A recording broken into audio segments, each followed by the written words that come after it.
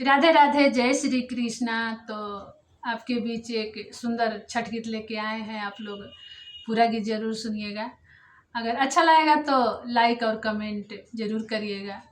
अरे पिया राई धोतिया सुरुजा बाबा पिया राजा ने, अरे सोने के खाड़ुआ सुरुजा बाबा चटा चटार, अरे सोने के चौकिया सुरुजा बाबा बैठे आसन मार, अरे घोड़े के लाहा से हो धाई ले काउना देवा खाड़, अरे ऊना कारा तिरिया कावाना देया रगिया ले खाड़, अरे ऊ कहावा भी